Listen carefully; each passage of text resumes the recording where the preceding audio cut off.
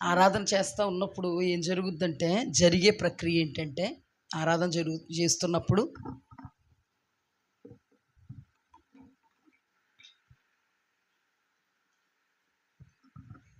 నేను ప్రార్థన చేస్తూ ఉన్నప్పుడు ప్రభువు కొన్ని విషయాలు నాకు బయలుపరుస్తూ ఉంటారు. నా మట్టుకు నాకు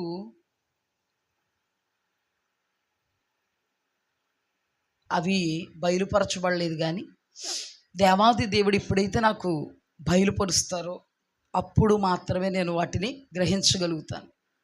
ఎవరు కూడా దేవుడు బయలుపరచకపోతే ఏమీ గ్రహించలేరు. హల్లెలూయా. చూడండి, కొంతమందిని కొన్ని ఆత్మలు ఆవరిస్తూ ఉంటాయి. ఆ ఆత్మలు చేసే పని ఏంటి అంటే, మనుష్యుల్ని నాశనానికి నడుపుతూ ఉంటాయి. మనం అనుకుంటాం, ఇంతవరకు బాగానే ఉన్నాం కదా, ఇప్పటికిప్పుడు ఏం జరిగింది. కొన్ని సందర్భాల్లో అనుకుంటాం, వర్షంలో తడిసాం కదా అందుకే జ్వరం వచ్చిందేమో, వర్షంలో తడిసాం కదా అందుకే ఇది వచ్చిందేమో, ఆ రోజున పచ్చని సరిగ్గా చేయలేదు కదా అది ఇందులోకి దింపేసిందేమో అని మనం అనుకుంటాం. కానీ నిజానికి జరిగేటువంటి వాస్తవం ఏంటంటే, అపవాది మనల్ని పట్టుకుంటాడు అన్నమాట. పట్టుకుంటున్నప్పుడు, ఆరాధన చేస్తున్నప్పుడు, ఆరాధనలో వాడి క్రియలు ఏమైపోతాయి? లయమైపోతాయి. వాడు కాలిపోతాడు, విడుదలైపోతాడు, శరీరాన్ని విడిచి వెళ్ళిపోతాడు. శరీరాన్ని విడిచి వెళ్ళిపోవాలంటే ఇంకో శరీరం కావాలి. మన మందిరముల అనుభవం ఏంటంటే, ఆరాధన జరుగుతూ ఉన్నప్పుడు ఆరాధన చేసుకుంటూ ఉంటారు. సడన్గా ఆరాధన అయ్యేటప్పటికి అంతవరకు చక్కగా ఆరాధన చేసుకున్న వాళ్ళు కళ్ళు తిరిగిపోవడము, వామిటింగ్ అయిపోవడము, విపరీతమైన తలనొప్పి వచ్చేయడము, లేకపోతే నిలబడలేకపోవడము, అంతవరకు బాగానే ఉన్నాం కదా ఇప్పుడు ఏమైపోయింది అని అనుకుంటారు. ఏం జరుగుద్దంటే, ఆరాధన చేస్తూ ఉన్నప్పుడు దురాత్మలో ఆ శరీరంలో నుండి బయటికి వెళ్ళి అక్కడున్న మనుషుల్లో ఎవరికి అవకాశం దొరుకుతాయి, ఎవరిని పట్టుకుందామని పట్టేసుకుంటాయి. ఫస్ట్ అక్కడున్న వాళ్ళనే. ఎక్కడున్న వాళ్ళని? మందిరంలో ఉన్న వాళ్ళనే. అలాగా మన జీవితంలో చాలామందికి అనుభవాలు. ప్రీతా గారు, జడ్షన్ గారు కొన్ని సంవత్సరాల క్రితం దేశ క్యాంపులో మీటింగ్స్కి వాళ్ళని వాక్యోపదేశకులుగా పిలవడం జరిగింది.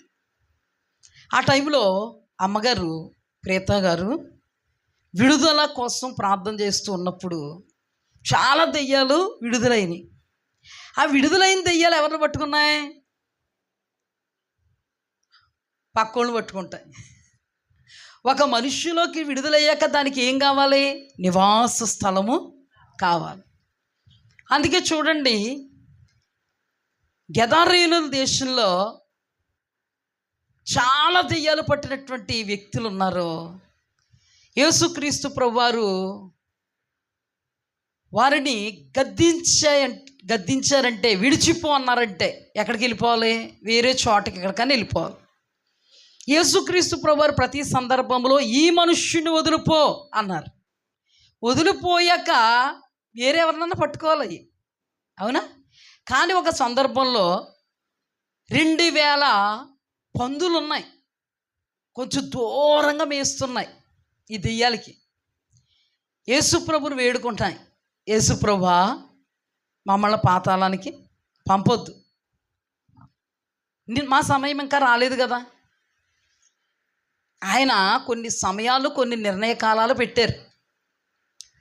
యోధా రాసిన పత్రికలో దేవాది దేవుడు దేవదూతల్ని ఒక ప్రత్యేకమైనటువంటి స్థానాన్ని, ఆధిక్యతనిచ్చి దేవదూతలు చేసుకుంటే అక్కడ రాయబడి ఉంది, దేవదూతలు తమ ప్రధానత్వమును నిలుపుకోక తమ నివాస స్థానం అనబడే పరలోక రాజ్యాన్ని విడిచిపెట్టి వ్యభిచరించినందున కటిక బిలములలో భద్రం చేశాడంట దేవుడు.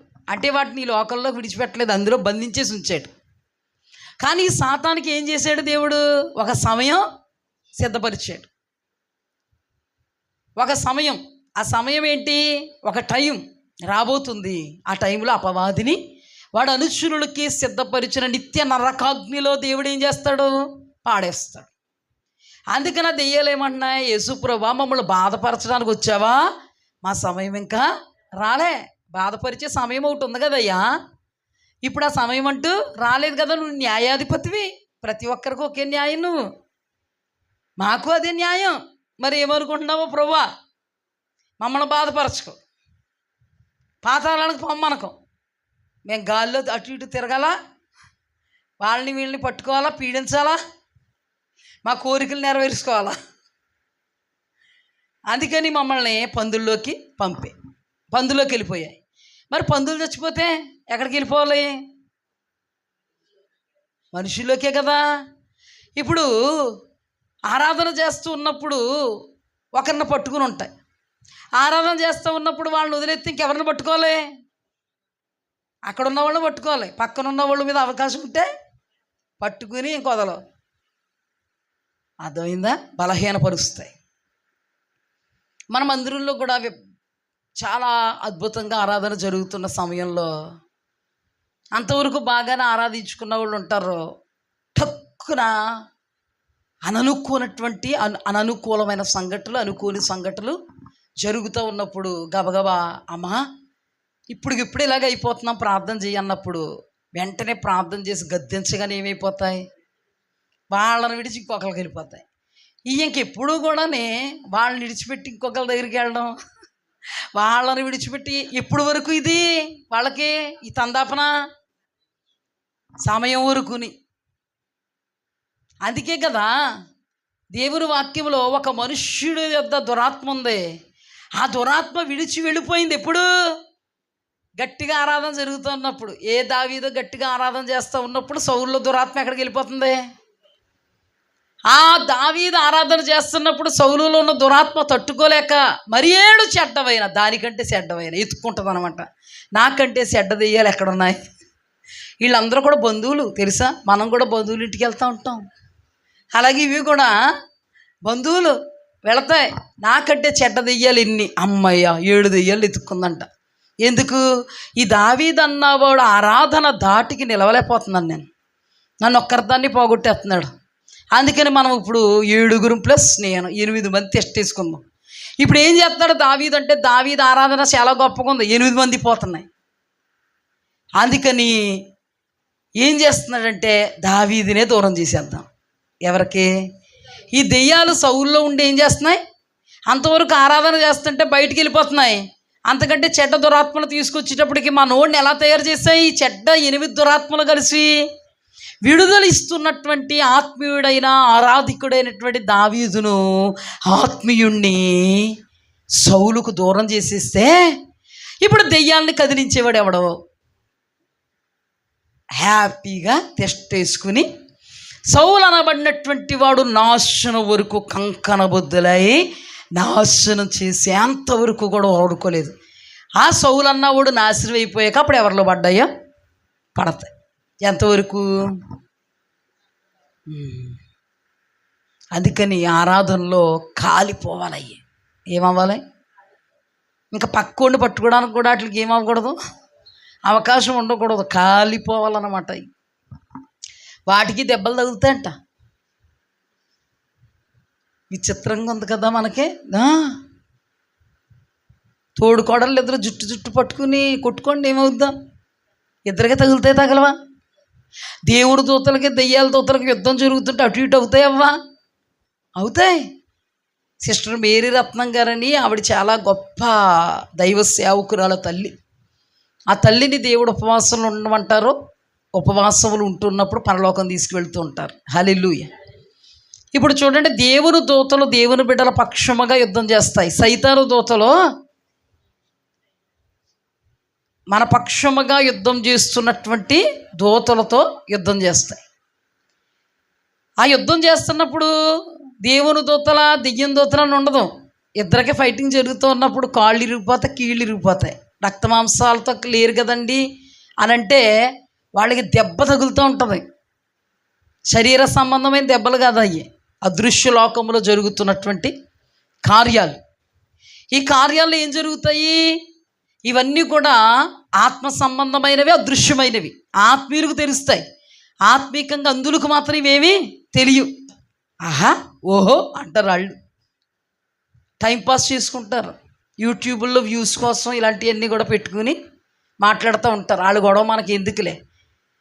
సైతాను గాడి కోసం, వాడు అనుచరుల కోసం ఎలాగైతే నిత్య నరకాగ్ని సిద్ధపడి ఉందో, దుష్టక్రియలు చేసేవాళ్ళు కోసం కూడా నరకాగ్ని ఏమైంది? నరకం కోసం దుష్టక్రియలు చేసేవాళ్ళు కూడా ఉండాలి. భక్తిహీనుల కోసం నిత్య నరకం సిద్ధపరచబడి ఉన్నదని రాయబడి ఉంది వాక్యంలో. మరి ఇలాంటి పనులన్నీ చేసేవాళ్ళు భక్తిహీనులు కదా, వీళ్ళకి ఏం సిద్ధపరచుంది బడి? మరి నియమింపబడాలంటే ఈ సరుకు ఉంటుంది ఇటు, మరి అందుకని వాళ్ళు ఉంటారు మనకి. అర్థమైందా? బురద జల్లి వాళ్ళు ఉంటారు. యేసుప్రభు మీద బురద జల్లి వాళ్ళు లేరా? నిజమైన ప్రవక్తల మీద బురద జల్లి వాళ్ళు లేరా? యేసుప్రభునేమో తిండిపోతూ తాగుబోతు అన్నారు. అవును కదమ్మా. బాప్తిస్మిచ్చు యోహాన్ని అలాగేలాగన్నారు. నీతిమంతుడైన హేబేల్ రక్తం మొదలుకొని బరకియా కుమారుడైనటువంటి జకర్యా రక్తం వరకు ఒలికించిన వాళ్ళు. స్టెఫన్ ఏం చేశాడని రాళ్లతో కొట్టారు, చంపేశారు. పౌలు ఏం చేశాడని రాళ్లతో కొట్టారు. పౌలు ఏం చేశారని బెత్తాలతో కొట్టారు. పౌలు ఏం చేశాడని కుక్కని ఇడ్చుకుని వెళ్ళిపోయాడు, నట్టు ఇడ్చుకెళ్ళిపోయారు. వీళ్ళందరూ భక్తిహీనులు అనమాట. భక్తిహీనుల కొరకు గాఢాంధకారం భద్రం చేయబడి ఉంది. ఈ భక్తిహీనులు లేకపోతే నిజమైనటువంటి దేవుని బిడ్డలకి కిరీటం లేదు, శ్రమ లేదు. అన్నిటికీ లింక్. మనకు శ్రమ కిరీటం ఉండాలంటే వాళ్ళు ఉండాలి. అలాంటి వాళ్ళని దేవుడు దేనికి సిద్ధపరిచుంచాడు? మనల్ని దేనికి సిద్ధపరిచుంచాడు? పరలోకానికి. ఇవన్నీ రొటీన్గా జరగాలి. అర్థమైందా? కరెంట్ లేకపోతే మనకు చాలా కష్టం. అలాగని కరెంట్ షాక్ కొట్టిందంటే కష్టమే. అలాగని ఉండక్కర్లేదా? మంచికి ఉపయోగపడద్దా, చెడ్డకు ఉపయోగపడద్దు. ఈ భక్తిహీనులు మన మంచికి ఉపయోగపడతారు, పరలోకంలో కిరీటం కోసం. హల్లెలూయా, దేవునికి మహిమ కలుగునుగా. అందుకని బాధపడాల్సినటువంటి అవసరం ఏమీ లేదు దేవుని వాక్యాన్ని బట్టి. వాళ్ళు ఎలా ఫీల్ అయిపోతారంటే, మేము భక్తి పరులం.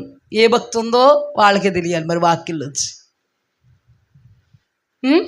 నీతిమంతులకి అనీతిమంతులు తగులుతూనే ఉంటారంట భక్తిహీనులు జీవితకాలం అంతా. నేను అంటాను కదా, దేవుని సంబంధులకి దుష్ట సంబంధులు జీవితకాలం అంతా తగులుతూనే ఉంటారు. హల్లెలూయా.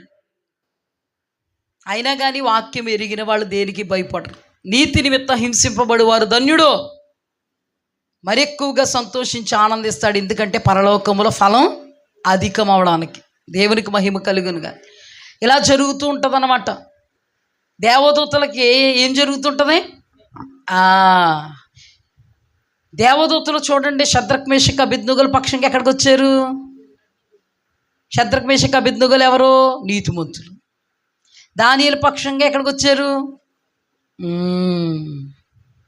నాకు ఒక స్వప్నాన్ని దేవుడు బయలుపరిచాడు, నా మట్టుకు నాకు. ఆ స్వప్నంలో ఒక మాంత్రికుడు నాకు కనబడుతున్నాడు. ఎవరు కనబడుతున్నారమ్మా? మాంత్రికుడు. తెలుసా మాంత్రికుడు అంటే? నేను కల్లోనే చూశాను.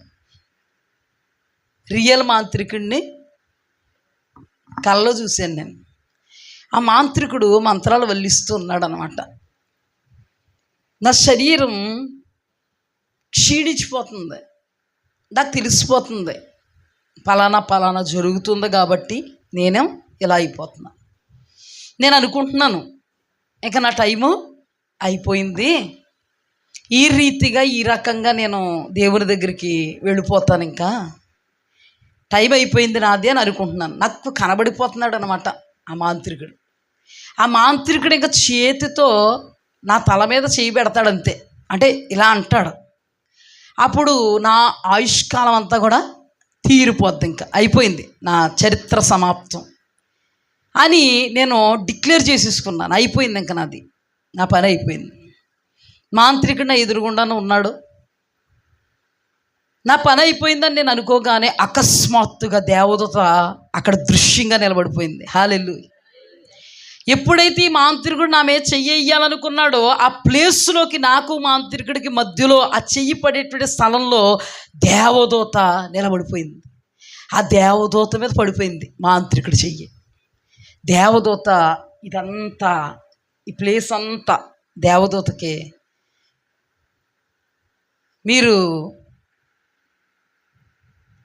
కొండముచ్చుని చూసారా? మూతి ఎంత నల్లగా ఉంటుంది చూసారా? ముఖం ఎంత నల్లగా ఉంటుంది, అంత నలుపు అయిపోయింది. అయినా కానీ దేవదూతకు బాధ కానీ మరి ఏదో ఏమీ లేదు, ఫైట్ చేస్తుంది. నేను బ్రతికాను. హల్లెలూయా. ఈ జరిగిన సంఘటన అంతా కూడా, జరిగిపోయిన సంఘటన అంతా కూడా ఒక వ్యక్తి నాకు ల్యాప్టాప్లో చూపిస్తున్నాడు. ఇలా జరిగింది, నీకు ఇలా జరిగింది. నిజమే, నా జీవితంలో నేను మాంత్రిక శక్తుల నుంచి విడుదల పొందుకున్నాను. హల్లెలూయా. చాలా సందర్భాల్లో నేను చాలా బలమైనటువంటి సేవ చేయడం జరిగింది. అలాంటప్పుడు కూడా బలంగా సైతానుగా నా మీద దాడి కూడా జరిగింది.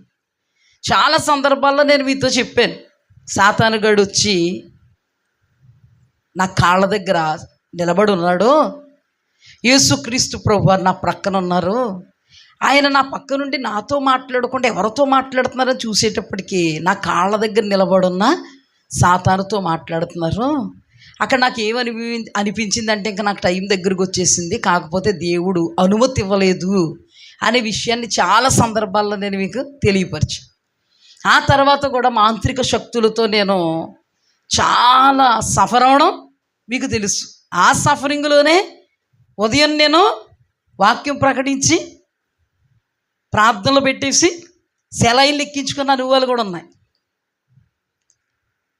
మీకు వాక్యం ప్రకటించేయడం, మీకు ప్రార్థనలు నడిపించేయడం, అక్కడికి వెళ్ళి సెలైన్లు ఎంచేసుకోవడం. కానీ సంవత్సరం దేవుడు అన్నాడు, శీఘ్రముగా నేను నీకు స్వస్థతనిచ్చాను. హల్లెలూయా. అద్భుతం ఏంటంటే ఈ సంవత్సరం ఈ రోజు వరకు కూడా దేవుడు నా పక్షంగా ఉన్నారు. హల్లెలూయా. ప్రభువు నాకు బయలుపరుస్తున్నారు, ఇలా జరిగింది సోనియా. హల్లెలూయా. జరిగిన దానిని దేవుడు నాకు బయలుపరుస్తున్నాడు. అక్కడ జరిగిన విషయం ఏంటో తెలుసా? శద్రక్ మేషక్ అబేద్నెగోల మధ్యలోకి అగ్నిగుండంలోకి దేవదూత వచ్చేసాడు. హల్లెలూయా. అలాగే దానియేలు సింహాల బోల్లోకి వచ్చాడు. ఈ రోజున అంతమైపోబోయేటువంటి నా జీవితంలోనికి దేవాది దేవుడు ఆయన దూతను పంపినని కాపాడాడు. హల్లెలూయా. దేవునికి మహిమ కలుగునుగా. జరిగిన సంఘటనను దేవుడు బయలుపరచడం జరిగింది. ఒక వ్యక్తి చూపిస్తున్నాడు నాకు ల్యాప్టాప్లో. అప్పుడు నేను సీసీ కెమెరాలో జరిగిన సందర్భం టైపు చూపిస్తున్నాడు. అప్పుడు నేను అనుకుంటున్నాను, నా జీవితంలో జరిగిన సందర్భం సంఘటన ఇదా. హల్లెలూయా.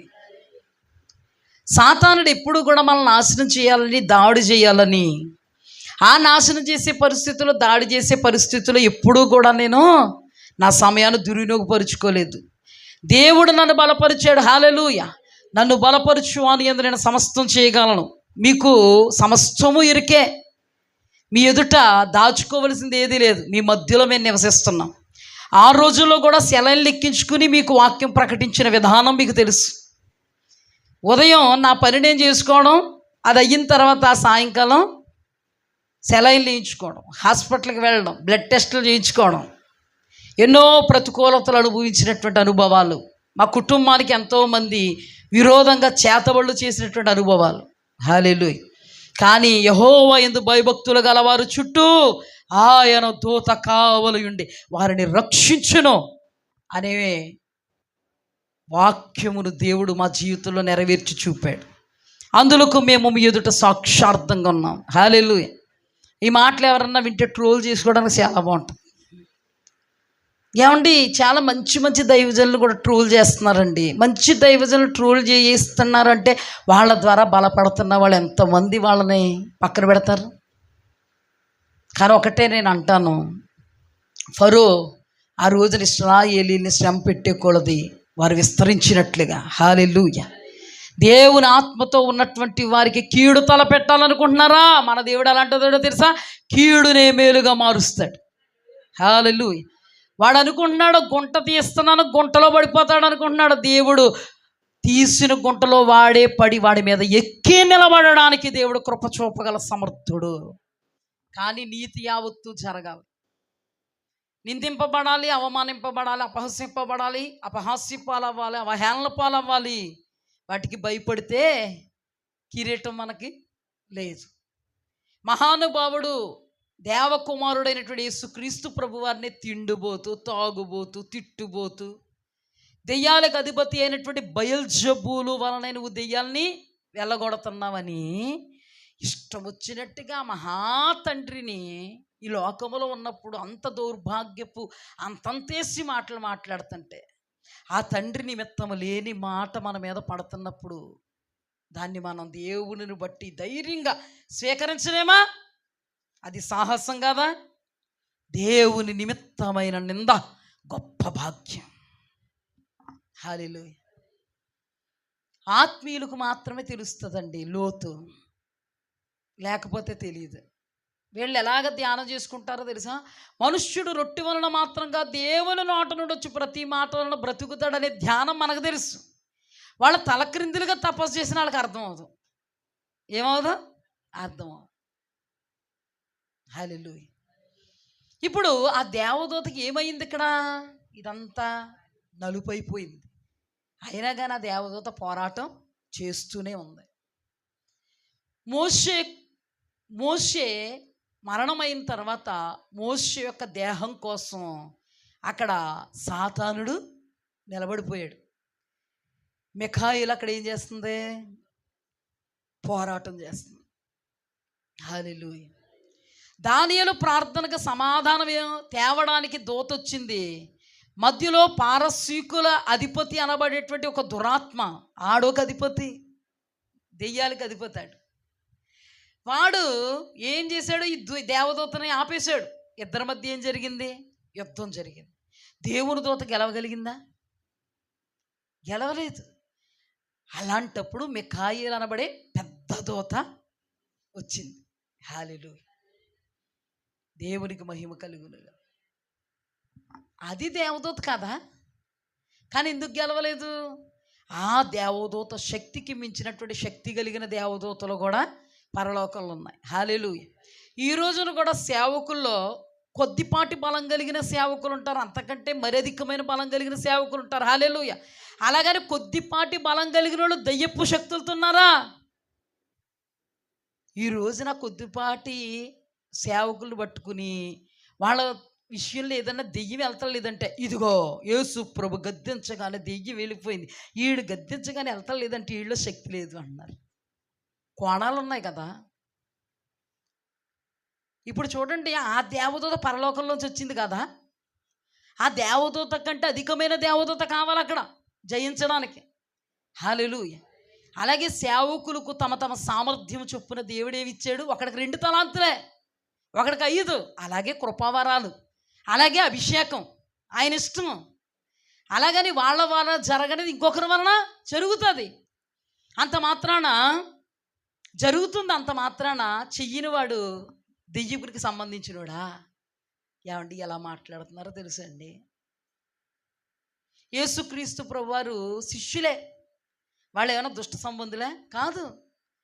యేసు ప్రభు శిష్యుల దగ్గర తీసుకొచ్చాడు. ఒక దెయ్యాన్ని వదలగొట్టమంటే వదలగొట్టలేకపోయారు. తర్వాత యేసు ప్రభు దెయ్యాన్ని వదలగొట్టాడు. అయితే వీళ్ళు యేసు ప్రభు శిష్యులు కాదా? కానీ ఏమంటున్నారు?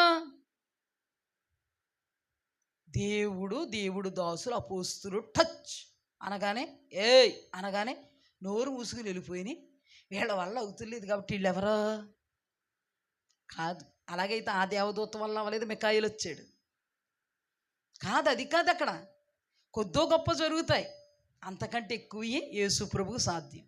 ఆ తర్వాత దినాలలో యేసు ప్రభు అధికారం ఇచ్చి పంపాక లోబడ్డాయి లేదా? ఎదగాలి. పసిగంతిగా ఉన్నప్పుడు వచ్చేసి ఈడు దేవుడు బిడ్డ కాదు అనకూడదండి, తప్పది. అలాగని యాజకుడు కొడుకులు మాత్రం యేసునామాన్ని ఉచ్చరిస్తున్నారు. అవునా? యేసునామాన్ని ఉచ్చరిస్తుంటే నాకు పౌలు ఎవడో తెలుసు, నువ్వెవడో తెలుసునని మీద పడి ఏం చేసింది? చీల్చేసింది. ఇది వేరే కోణం. అర్థమైందా? అలాగే నా దేవదూత పరలోకంలోంచి వచ్చిందే కదా, ఈ శిష్యులు కూడా యేసుప్రభు శిష్యులే కదా. అందుకని దేవుని బిడ్డలే కాదు, కొంతమంది వలన జరగనిది అతీతమైనటువంటి వాళ్ళ ద్వారా జరుగుతుంది. ఏదో విధంగా దేవుడు చేసుకుంటాడు. వీరి వలన జరగనిది ఇంకా వీళ్ళు పట్టుదలతో దేవుడు సన్నిధిలో అడిగినప్పుడు దేవుడు చేస్తాడు. హల్లెలూయా. అంచనా వేసేయడం కాదు. చాలామంది దైవజనులు పాపం చాలా ట్రోల్ చేస్తున్నారు. ట్రోల్ చేస్తుంటే చాలా బాధ అవుతుంది. బాధ అయినా ప్రభువా నేను ఒకటే అడుగుతున్నాను, ప్రభువా ఈ బిడ్డలు ట్రోల్ చేస్తున్నారు ఈ బిడ్డల్ని. మీకు కనుసైగలు ఏందంటే ఏది లేదు కదా, జయించడానికి బిడ్డలకి శక్తినివి నాయన. కొంతమందిని చంపుతున్నారు, హతసాక్షుల జాబితాలో ఉండగలిగే శక్తి వాళ్ళకి ఇవి నాయన. మనం ప్రార్థన చెయ్యాలి. హల్లెలూయా. పందులు కుక్కలు ఉంటాయంట. పందుల ముందు కుక్కల ముందు ఈ ముత్యాలు పడితే ఈ పందులు కుక్కలు మీద పడి చీల్చేస్తాయంట. కానీ అవి అనుకుంటాయంట, మేము పందులం కాదు కుక్కలం కాదు, మేము పరిశుద్ధులం. మళ్ళీ పైగా ఏమంటాయి, పరిసయ్యుల్ని శాస్త్రుల్ని దేవుడు ఉతికారేలేదా, అందుకే ఉతికారేసేస్తున్నాం. మరి నువ్వెలాగున్నావు, నువ్వెలా ఉన్నావు మరి? ఉతికారేసి వాళ్ళు నిన్నెవరు లేరా?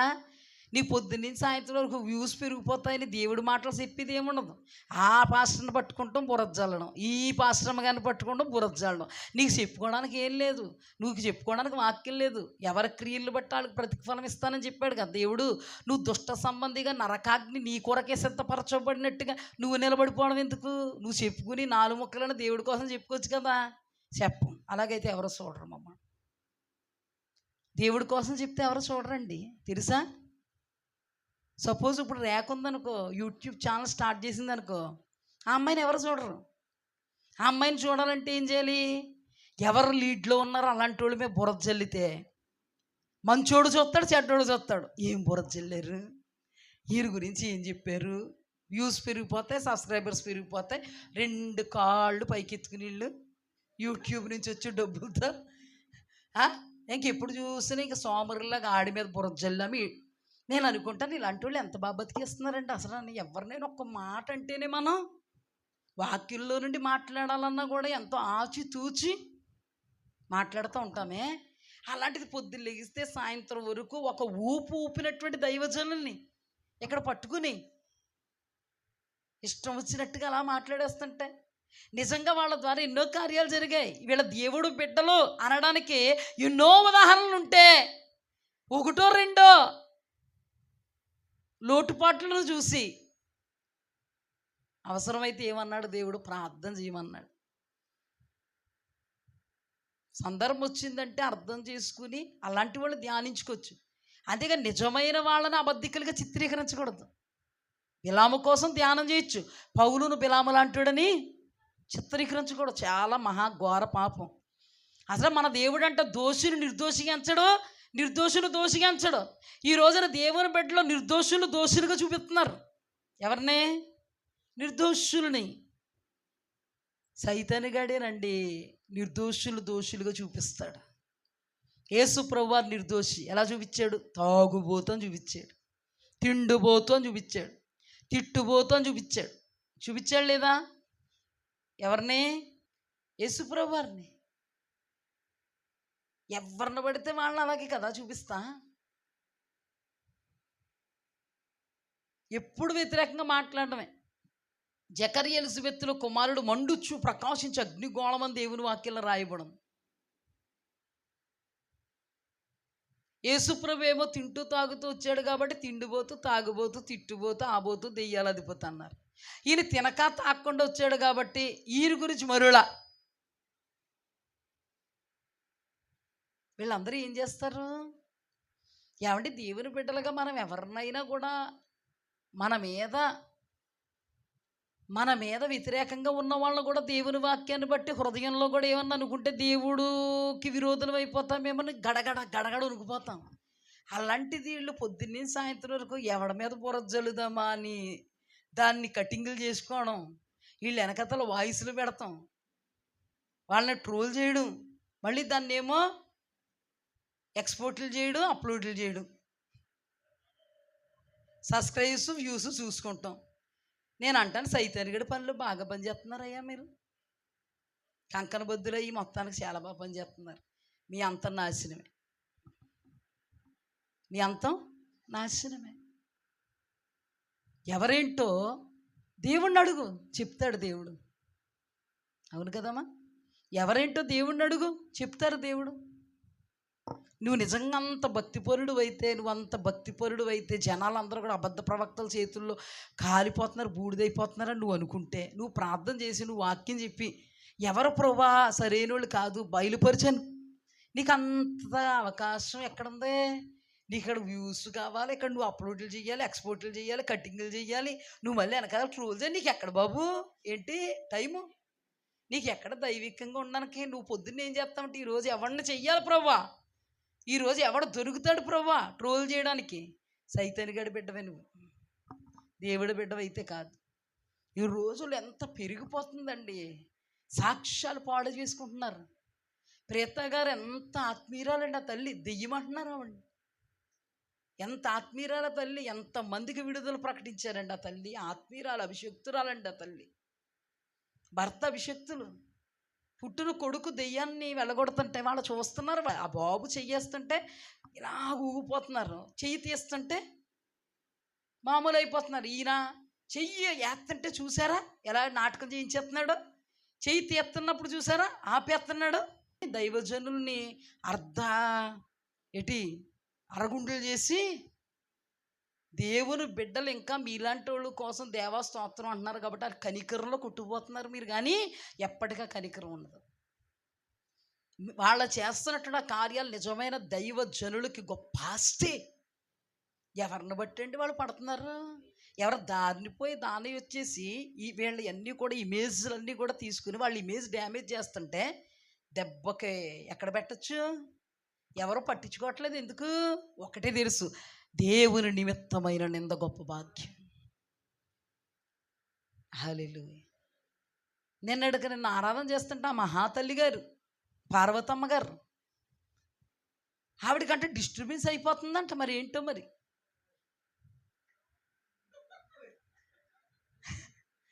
అదేంటో మరి. నేను చెప్పాను కదా మొన్న, ఈ దెయ్యాలు పట్టిన వాళ్ళు ఇంగిత జ్ఞానంతో కూడా ఆలోచించరండి, రివర్స్లో మాట్లాడుతూ ఉంటారు. ఇదంతా కూడా విరుగుడు కొరకే, మనకు సాక్ష్యం అవడానికి అంతే. మనం ఇంకా కరికర సంపన్నులు కాబట్టి కాపాడు నాయన అంటున్నాం దేవుణ్ణి బట్టి, లేకపోతే ఏ రోజో అయిపోదు. చూడండి, దేవుని దూతలు దేవుని బిడ్డల మీద మన పక్షంగా ఏం చేస్తాయండి? ఫైట్ చేస్తాయి. అలాంటప్పుడు ఆ వాటికి గాయాలవుతాయి. ఎందుకు గాయాలవుతాయి? దెయ్యాల అనుచరులు అనబడే దురాత్మలతో పోట్లాడతాయి కాబట్టి గాయాలవుతాయి. హల్లెలూయా. ఆ సిస్టర్ మేరీ రత్నం గారు పరలోకం వెళ్తుంటే ఎవడు తీసుకెళ్ళాడమ్మా నిన్ను అని అంటున్నారు వాళ్ళు. భయం ఉంది అసలు. నేను అంటాను, అలాంటి వాళ్ళు పరలోకం వెళ్ళకపోతే ఈ విషయాలని తెలుస్తాయేమో అలాంటి వాళ్ళకి. నువ్వు చేసేవయ్యి అయితే నీ 300 రోజులు ఉపవాసం అవి ఒక్క రోజు కూడా కడుపు కొట్టుకోవడానికి ఉండలేవు నువ్వు. నీలో దెయ్యం ఉన్నాడు కానీ దేవుడు లేడు కదా, ఉండగలవా నువ్వు? ఆ 300 రోజులైతే 300 ఏం చేస్తావు? వీడియోలు అప్లోడ్ చేసేస్తే వ్యూస్ వచ్చేస్తాయి అనుకుంటా. నువ్వు నిజంగా మంచోళ్ళు ఇయ్యి, న్యాయవంతులు ఇయ్యి, నిజమైన దేవుని ఇయ్యి ఎవరో చూడరండి. వాడి మీద ఎవడు బుర్ర జల్లుతాడు అయ్యే చూస్తారు. వ్యూస్, సబ్స్క్రైబర్స్, డబ్బు మీద ఆశ పెట్టుకున్న వాళ్ళు ఏ చూస్తూ ఉంటారు. నిజంగా దేవుడి మార్గాన్ని ప్రకటించేది చూడరండి ఎవరు తెలుసా? బాప్తిస్మ ఇచ్చే ఆహార మార్గంలోకి పరిసయ్యులు శాస్త్రులు వచ్చారా? అందుకేమన్నాడు? సర్ప సంతానమా, రాబో ఉగ్రతను తప్పించుకోవడానికి మీకు బుద్ధి నేర్పిన వాడెవరో? ఇదిగో చెట్ల వేరన గొడ్డలు నాటబడి ఉన్నది, మారు మనసు దగ్గర ఫలైనలు ఫలించిన ప్రతి చెట్టు నరికి వేయబడి అగ్నిలో పారవేయబడి ఏడ్పును పండ్లు కొరుకుటి ఉండును. నిజంగా ఉన్నారండి కొంతమంది దేవుని వాక్యానికి విరోధులు, కలిపి చెరిపే బోధకులు ఉన్నారు. అలాంటి వాళ్ళు పట్టుకోరు వీళ్ళు. మళ్ళీ పైగా ఈ రత్నం మేము ఏ రత్నమా? నిన్నేరేస్తాడు మరి లోకంలో, నిన్నేరేస్తాడు. యేసుప్రభుని అన్నవాళ్లే, బాప్తిస్మ ఇచ్చే యోహాను అన్నవాళ్లే, హేబేలు రక్తం మొదలుకొని బరకియ కుమారుడుగు జకర్యా రక్తాన్ని ఒలికించిన వాళ్ళే వీళ్ళందరూ. ఏమయ్యారు? యెరూషలేమా యెరూషలేమా, ప్రవక్తల యొక్క రక్తాన్ని చిందించిన దానా, నీకు శ్రమ అన్నారా లేదా? నీకు శ్రమ, రాతి మీద రాతి నిలబడకుండా అయిపోతావు చేస్తా. ఆ తర్వాత ఎంత శ్రమ వచ్చిందండి ఇశ్రాయేలీలకి. రాజులు అనబడినటువంటి వాళ్ళు వచ్చి గుర్రాల బొడ్డులకు తగులుతుందంట వధింపబడినటువంటి మానవ మాతృల యొక్క రక్తం. వధ దేవుని వాక్యంలో ఉంటుంది, యేసుక్రీస్తుకు విరోధంగా మాట్లాడితేనంట పాపక్షమాపణ ఉంటుందంట. పరిశుద్ధాత్మకు విరోధంగా మాట్లాడితే ఈ యుగమందు రాబో యుగమందు పాపక్షమాపణ ఉండదు. పరిశుద్ధాత్మ దేవుడు వల్లే గనక కార్యాలు జరుగుతుంటే, యేసుక్రీస్తు పరిశుద్ధాత్మ వల్లనే కదా దెయ్యాలని వెళ్ళగొడతంట. వాళ్ళు ఏమన్నారు? నువ్వు దెయ్యాలకు అధిపతివి కాబట్టి నీవు దెయ్యాలని వెళ్ళగొడుతున్నావు. నీవు దెయ్యాలకు అధిపతి అయినటువంటి బయల్జెబూలు వలన మాత్రమే నువ్వు దెయ్యాలను వెళ్ళగొడుతున్నావు. ఆయన అన్నాడు, ఆహా, నేను దెయ్యాలకు అధిపతి అయిన బయల్జెబూలు వలన దెయ్యాలను వెళ్ళగొడితే నీ కుమారులు ఏ అధికారం ఉపయోగించి దెయ్యాలను వెళ్ళగొడుతున్నారు అంటే దాని అర్థం ఏంటంటే, నువ్వు దెయ్యాల అధిపతివి కాబట్టి, దెయ్యాలు ఉన్నాయి కాబట్టి నువ్వు వెళ్ళగొడుతున్నావున్నా, అయితే మీ పిల్లల్లో దెయ్యాలు ఉన్నాయి అందుకే దెయ్యాలు వెళ్ళగొడుతున్నారని అర్థమైందా? ఒకవేళ మీ పిల్లల్లో దేవుడు శక్తి ఉండి దేవుని ఆత్మ ఉండి దెయ్యాలు వెళ్ళగొడతాయి, మరి నాలో ఉన్న ఆత్మ ఏంటి? అది అర్థం.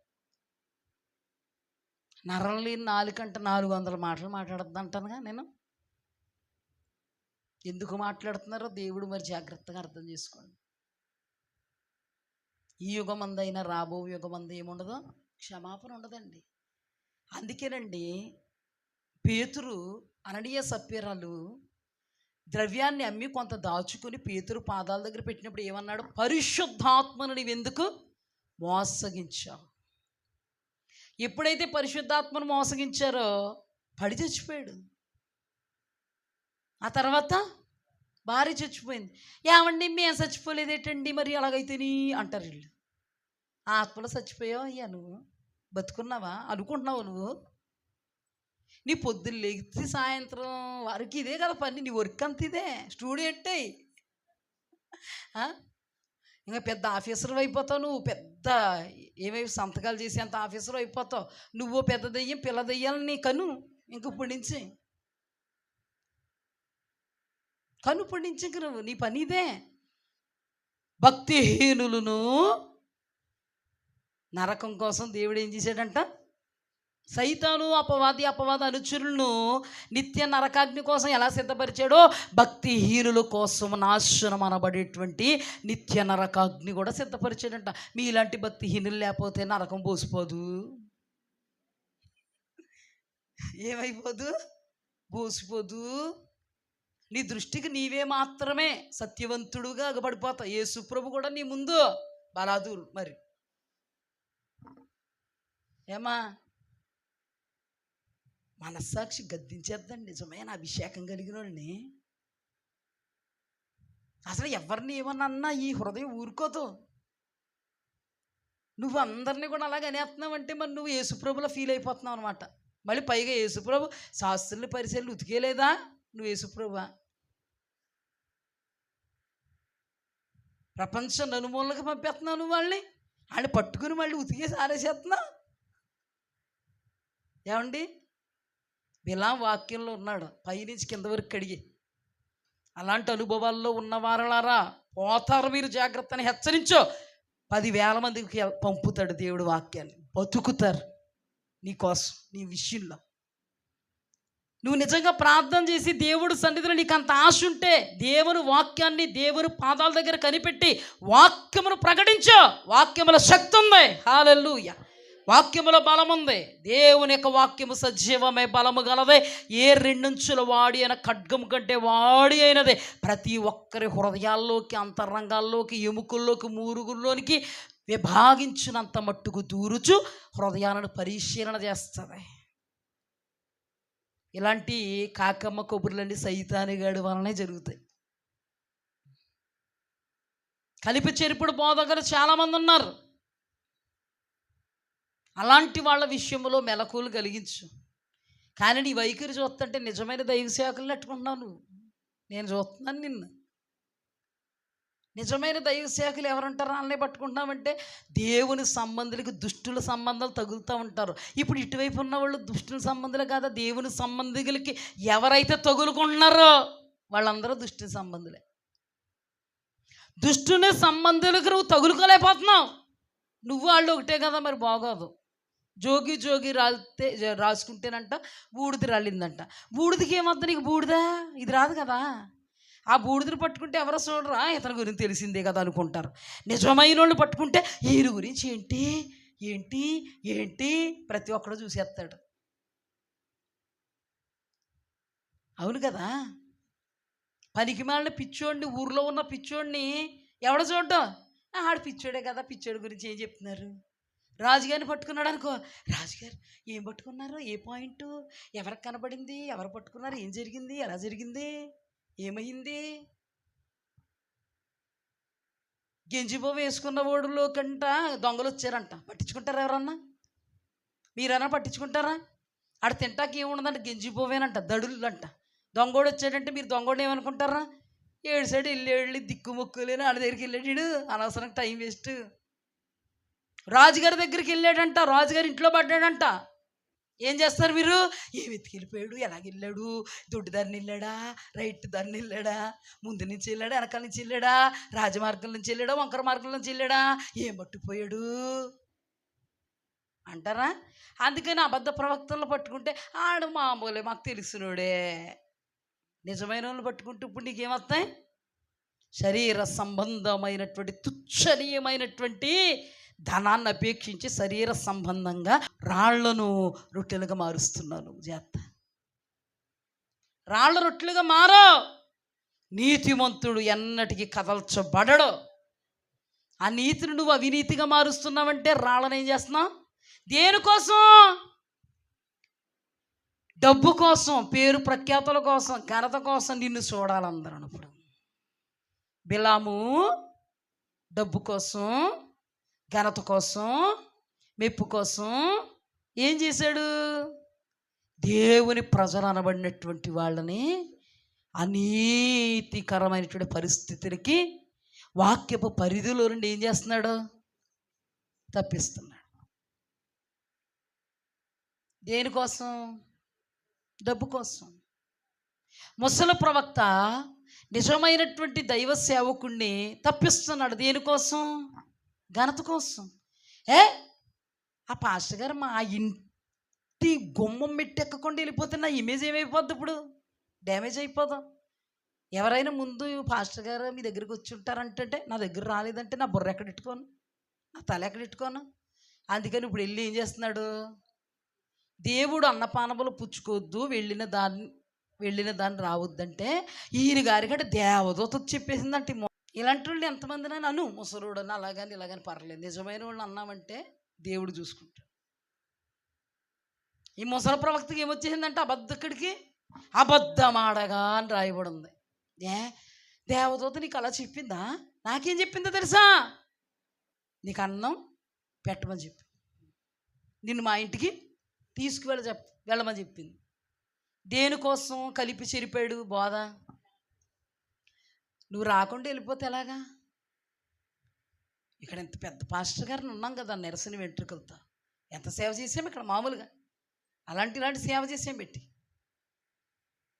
నిజమే బాబా, ఇలాంటి సేవ చేయలేదు నీకు నువ్వే నేర్చుకుంటావు. పక్కోళ్ళు ఏమనుకుంటున్నారు తెలుసా, పడిపోయాడు అనుకుంటున్నారు.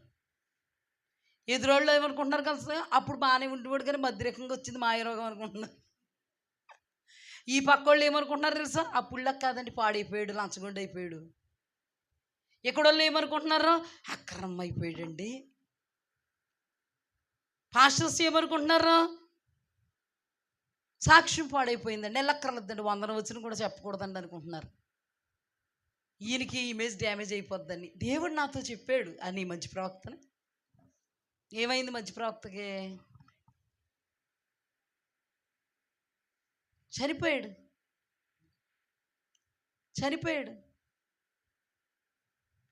చక్కగా మరియా యేసుప్రభు పాదాలని అత్తరు పూసి అభిషేకం చేస్తుంటే ఇస్కరియోతు యోధా కలిపి చెరిపి బోధిస్తున్నాడు. అంత విలువైనటువంటి అత్తరుని నేలపాలు చేస్తావా, దుర్మార్గుడా. నేలపాలు చేయలేదు, యేసుప్రభు పాదాల మీద వేసింది. నీకు అలాగ నేలపాల కింద కనబడుతున్నాయి నీకు, మేమంతే, మాకు అన్నీ అలా కనబడుతూ ఉంటాయి. ఆత్మీయ లోతులు తెలదు మాకు.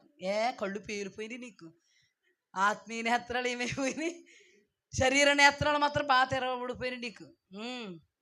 నీకు యేసుప్రభు పాదాలు కనబడవు, నీకు ఆ డబ్బుకి సంబంధించిన విలువైన అత్తరే. అంతకు మించిన విలువైన పాదాలు కనబడవు నీకు. కలిపి చెరుపుతున్నాడు. బీదలను కటాక్షించేవాడు ధన్యుడని యేసుప్రభు చెప్పాడా? చెప్పలేదా? నన్ను ప్రేమించేవాడు మరీ ధన్యుడని చెప్పాడు కదా యేసుప్రభు. బీదలను కటాక్షించేవాడు చెప్పాడు, నన్ను ప్రేమించేవాడు మరీ ధన్యుడు అన్నాడా? నన్ను ప్రేమించేవాడు నా ఆజ్ఞలు గైకుంటాడు, మాట గైకుంటాడు అన్నాడా? అన్నాడా లేదా? పూర్ణ హృదయంతో, పూర్ణాత్మతో, పూర్ణ మనసుతో నీ దేవుడైన యెహోవాను ప్రేమించాలన్నాడా? బీదలు ప్రేమించాలన్నాడా? ఇప్పుడు బీదలు ఎక్కువ, దేవుడిని ప్రేమించడం ఎక్కువ. మరి ఎవరిని ఎక్కువ ప్రేమిస్తుంది? మరి ఈనాటి బీదలను ప్రేమించమంటాడు? కన్ఫ్యూజన్లో ఉంటారు ఇలాంటి వాళ్ళు. తలక్రిందులుగా తపస్సు చేసిన యేసుప్రభు పాదాలు కనబడతలేదు అక్కడ. ఖాళీ సంచి కనబడుతుంది ఇక్కడ నాకు. ఇప్పుడు నా ఖాళీ సంచి నిండాలంటే యేసుప్రభు పాదాలా మరి ఏదైనానా? అత్తర సీసాలో ఉన్న అత్తరు నమ్మితే డబ్బులు వస్తాయి కదా, సగం యేసుప్రభుకి వేస్తాం, సగం మన దాంట్లోకి వెళ్ళిపోద్ది. ఏం చేస్తున్నారు? వాక్యాన్ని త్రిప్పుతున్నారు కదా, వక్రీకరిస్తున్నారు కదా. పౌలు అన్నాడు, మేము కలిపి చెరిపడు అనేకులు వలె లేవు. మా బోధ కపటమైనది కాదు, మోసయుక్తమైనది కాదు, అపవిత్రమైనది కానే కాదు. కలిపి చెరిపెడు వాళ్ళం మేము కాదు. అది నా అనేకమైన కలిపి చెరిపెడు బోధకులు. వీళ్ళు ఎందుకో తెలుసా? శరీర ఆకలి తీర్చుకోవడానికి దేవుని వాక్యాన్ని తిప్పుతారు. దేవుడు శరీర ఆకలిని తీర్చుకోవడానికే రాళ్ళను రొట్టెలుగా మార్చలే. ఈ రోజున బిలాము తన ఆకలి తీర్చుకోవడానికి, తన దప్పిక తీర్చుకోవడానికి, తన ఘనత, తన గౌరవం, తన మెప్పు, తన డబ్బు కోసం వాక్యాన్ని తిప్పి ఎంతోమందిని దేవుని యొద్ద నుండి త్రిప్పాడు. ఈ రోజున వ్యూస్ కోసం ఎంతోమంది దేవుని బిడ్డల్ని తిప్పుతున్నారు. డబ్బుల కోసం ఎంతోమందిని తిప్పుతున్నారు. ఆ రోజున డబ్బు సంచులు డబ్బు పడాలని చక్కగా దేవుణ్ణి ప్రేమించేటువంటి మరియను తిప్పుతున్నాడు. దేవుణ్ణి ప్రేమించే అనుభవంలో ఉన్న మరియను అదే వాక్యం కలుపుతున్నాడు, చెరుపుతున్నాడు. అందుకే ప్రకటన గ్రంథంలో ఈ వాక్య భాగంలో ఉన్న వాటికి ఏటైనా కలిపినా, ఏదైనా తీసివేసినా నరకపాత్రులు అయిపోతారని ఉంది. జీవములో ప్రవేశం ఉండదు. కలపడం అంటే ఏంటి? చెరపడం. కలపడం అంటే లేనిదాన్ని కలపడం. చెరపడం అంటే ఉన్నదాన్ని తీసేయడం. అర్థమైందా? యేసుప్రభును ప్రేమించాలన్నది ఉన్నది, బీదలను కటాక్షించాలన్నది సెకండరీ. ఇప్పుడు యేసుప్రభుని ప్రేమిస్తున్న వాళ్ళు ఇప్పుడు ఏమంటున్నారు? యేసుప్రభుని ప్రేమించకూడదు, బీదలనే కటాక్షించాలి. ముసలి ప్రవక్త తన ఇమేజ్ డ్యామేజ్ అయిపోతుందని ఒక వ్యక్తితో అబద్ధమాడి దేవదూత వచ్చేసిందంట ఆయన దగ్గరికి. అయ్యో బాబోయ్ పాస్టర్ గారు ఇన్ని అబద్ధాలు కోరు పుట్ట, దేవదూత వచ్చేసిందా బాబు. కొంతమంది మాకు ఈ దర్శనం రాపోయినా దర్శనం వచ్చేసింది అంటారు. కొంతమంది స్వరం వినబడపోయినా ఇమేజ్ డ్యామేజ్ అయిపోద్ది. మా తోటికోళ్ళకి స్వరం వినబడిపోతుంది, అందుకే మాకే వినబడిపోయిందని చెప్పేయాలి. అమ్మ ఎక్కడ వినబడిందమ్మా అని దేవుడిని నిలదీసేయాలి. నిన్ను అప్పుడు తెలుస్తుంది నీకు. నిలదీయడు కదా అనుకుంటున్నావు నువ్వు, అక్కడ ఉంది నీకు. లేని వార్తను పుట్టిస్తున్నావా ఇమేజ్ డ్యామేజ్ అయిపోద్దని. దర్శనాలు రాపోయినా దర్శనం వచ్చేసింది నాకు, స్వరం వినబడపోయినా వినబడిపోయింది. ఎప్పుడు వినబడిందమ్మా నీకు? వినబడింది అంతే అనుకున్నాను, వినబడిపోయింది. ఎందుకు? మా తోటికోళ్ళకి వినబడుతుంది కదా, మరి నాకు వినబడకపోతే మా అత్తగారికి వినబడుతుంది కదా, మరి నాకు వినబడకపోతే నాకంటే చిన్నది మా చెల్లికి వినబడుతుంది కదా, మరి నాకు వినబడిపోతే బాగోదు. నిన్ను అడిగారు ఎవరన్నా వినబడుతుందండి? నువ్వెందుకు? గుమ్ముడికే దొంగ అంట భుజాలు తడుముకుంటాడట. ఎందుకు? గుమ్ముడికే దొంగిలించిన దొంగ ఆడు. గుమ్ముడికే అనగానే భుజాల మీద ఉందనుకుంటున్నాడు వీడు. చూసారమ్మా, మన ఇశ్రాయేలీయులు ఏం చేశారు? వాక్యాన్ని జీవాహారం, దేవదూతలకు సంబంధించిన పరసంబంధమైన ఆహారం వీళ్ళు కలుపుతున్నారు, చెరుపుతున్నారు, అనుకూలంగా మార్చుకుంటున్నారు, రొట్టెలు చేసుకుంటున్నారు, తింటున్నారు. దేవుడి దగ్గర ఏమైపోయారు? పాపాత్ములు అయిపోయారు. ఈ రోజున వ్యక్తిగతంగా నీ అంతటా నీవు కూడా దేవుని వాక్యాన్ని నీకు అనుకూలంగా మార్చుకోవాలనుకున్నావా? నీవు అననుకూలం అయిపోతావు దేవుడికి. దైవజనులుగా మేమైనా అనుకూలం చేసుకోవాలనుకుంటున్నామా, అననుకూలం అయిపోతాం. దేవుని వాక్యాన్ని ఎవ్వరు ఎక్కడ ఎప్పుడు ఎన్నడూ మార్చజాలరు, ఎందుకంటే అవి స్థిరమైనవి. సామెతల గ్రంథములో యెహోవా యొక్క త్రాసు, ఆయన తూనిక రాళ్ళు ఆయన ఏర్పాటులు. ఆయన నియమించారు.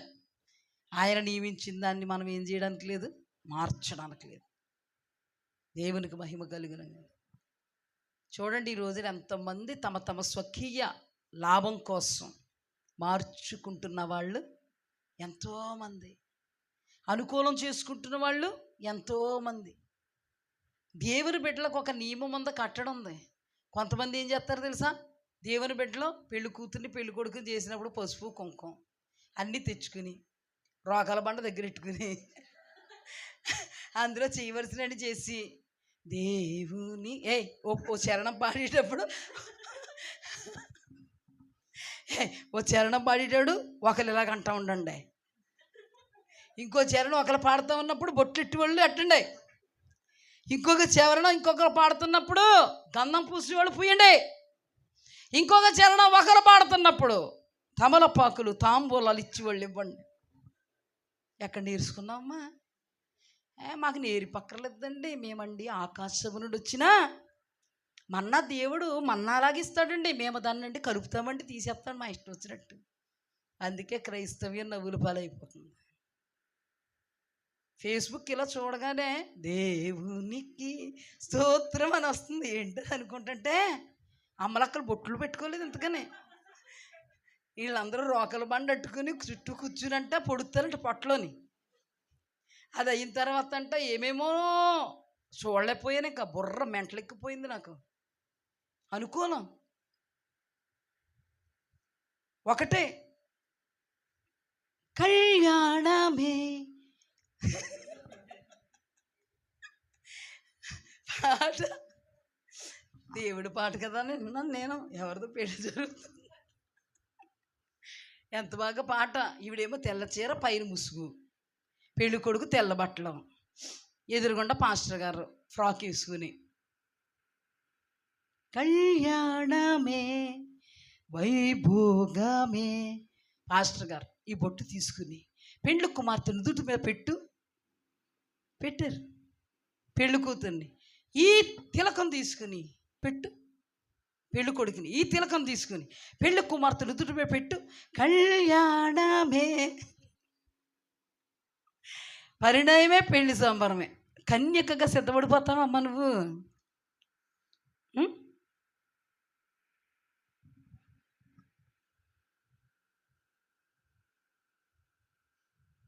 ఎంత అందంగా ఉందో చూడండి ఆ పాట. అసలు ఎంత అద్భుతమైన, యేసుక్రీస్తుకి పెండ్లి కుమార్తెకి లింక్ పెట్టి పాడిన పాట.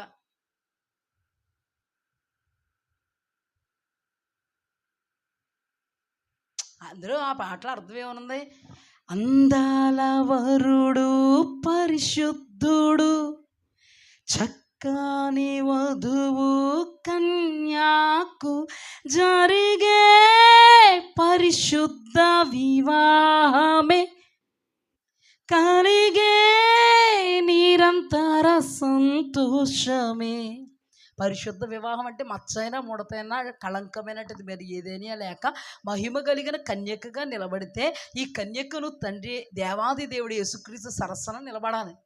ఈ కన్యకేటి మరి బొట్టెడుతుంది, ఈ వరుడు ఆవిడికి బొట్టు, ఈ వధువు ఆయనకి బొట్టు, మధ్యలో పాస్టర్గా బొట్టిట్టు నువ్వు పెట్టేసుకో.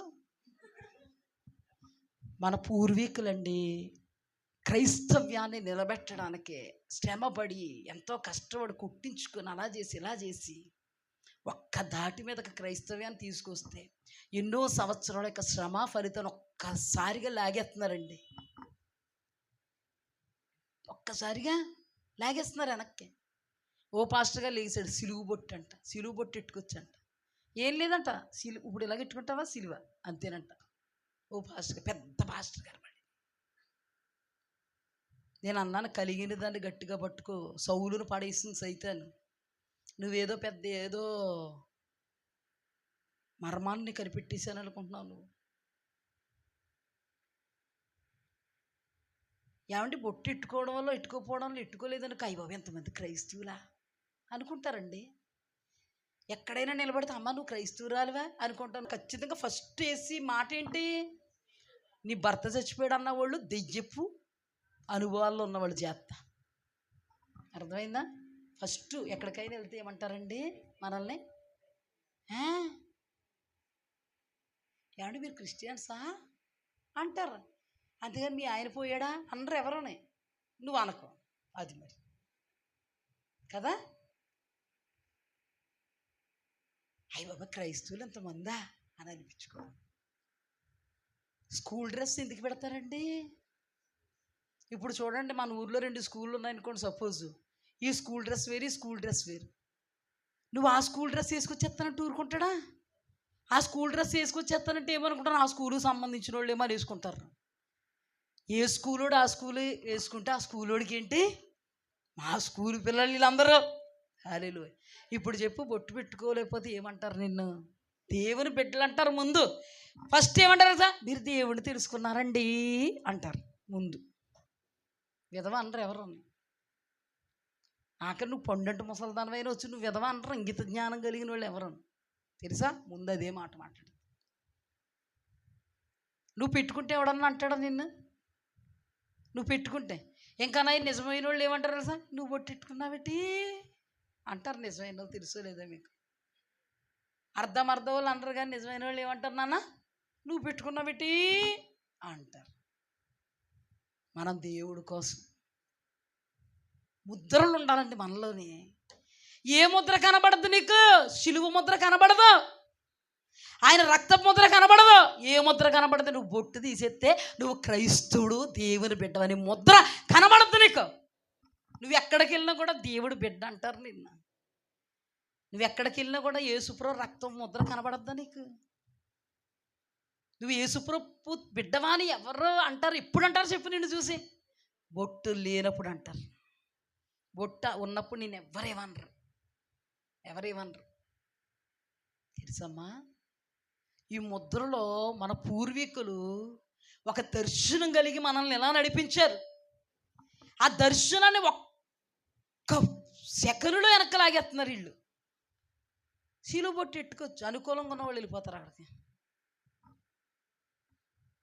ఒక ఆయన అంటున్నాడు, మా అమ్మని మా నాన్న చితక బాధేసేవాడు. ఆ రోజు చిన్నప్పుడు నాకు తెలిసేది కాదు, ఈ పాస్టర్లు మా అమ్మోళ్ళని బొట్లు ఎట్టుకోనివ్వలేదు, అందుకే చితక బాధేశారు. మా అమ్మ మా నాన్న విడిపోయారు, అందుకే నాకు వాళ్ళంటే చిరాకు. ఆయన ముద్రలు నీలో కనబడతాయి కదా, నువ్వు ప్రత్యేకంగా ఉంటావు కదా, నువ్వు రాజుగారు అమ్మాయి అని తెలడానికి నువ్వు అందరిలాగా ఉంటే రాజుగారు అమ్మాయి అని తెలవు. రాజువారి అమ్మాయికి తగినట్టుగా నువ్వు వేసుకుంటే రాజుగారు అమ్మాయివి. నువ్వు దేవుని బిడ్డవంటే నీకు తెలియజేసేది ఏది? ఇంతే. ఇదే చెప్తున్నాను చూడు. ఎందుకు ఇదే? ఒక రాయి ఉంది బొట్టెట్టు. మన ఎరడోని క్యాంపులు ముందు ఏం అంటారు సార్? రాత్రి అమ్మోరు ఇడిసిపోయింది ఇక్కడ. మైసమ్మ, ఏ అమ్మ? మైసమ్మ దుర్గమ్మ తల్లి గుడి కట్టేస్తా కట్టేస్తాం. ఇంకా అక్కడ ఒకటి కట్టేస్తున్నాం, పక్కన కట్టేస్తాం. పక్కన బొట్టెట్టిన అంతట్లో ఏమైపోయింది? దేవత అయిపోయింది.